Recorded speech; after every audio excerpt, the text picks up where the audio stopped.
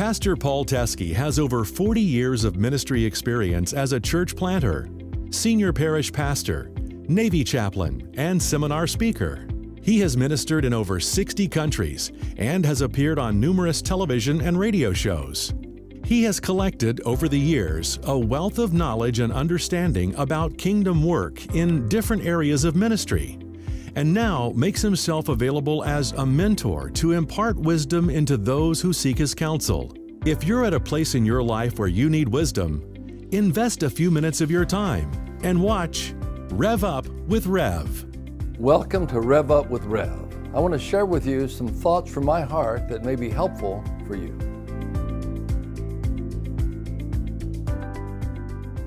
There's one section of Scripture that frightens me for the sake of my peers in the ministry.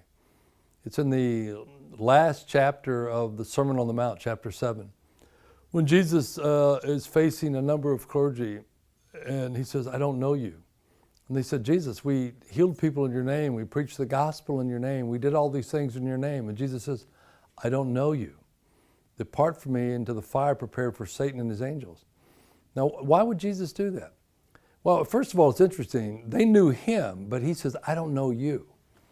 And I think every man of the cloth wants to know that Jesus knows them.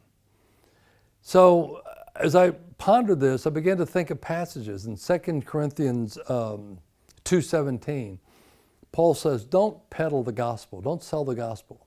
And if you read that, immediately the words of Jesus comes to mind, "Freely you've received, freely give away." And yet there are people out there exploiting the gospel, exploiting the needs of people that are desperate and hurting and want a touch from God so badly that they're willing to pay. And so there are peddlers of the gospel out there that are exploiting people, taking their money in the moment of their greatest need in order to profit. And I think these are the people Jesus is talking to. In Matthew chapter 7, when he says, "I don't know you. You know, you've got your reward now. You've made your money now. You've told these people to take their credit cards and give based on that so they can be blessed. They're giving off something they don't have." That's exploiting people.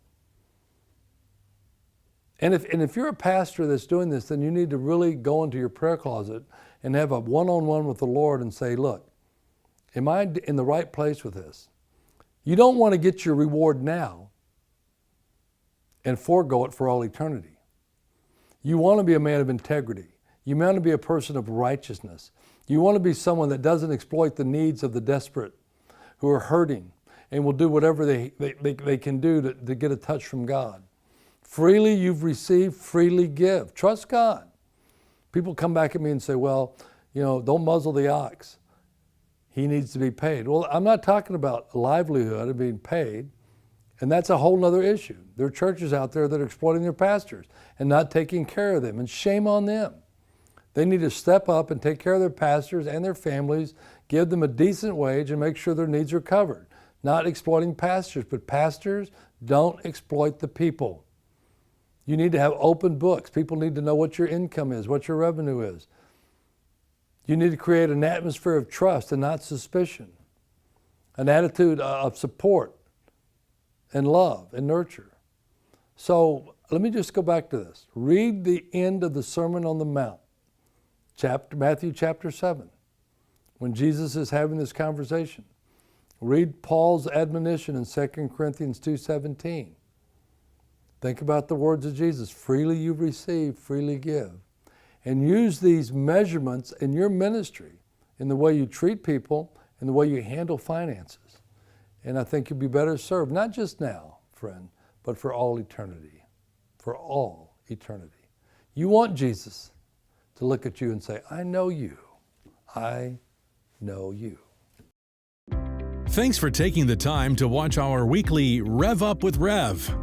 If you have a topic question, please email us at info@paulteske.com, and we'll respond by blog, Facebook, and Twitter. Also, check out our website at paulteske.com. God bless and have a great day.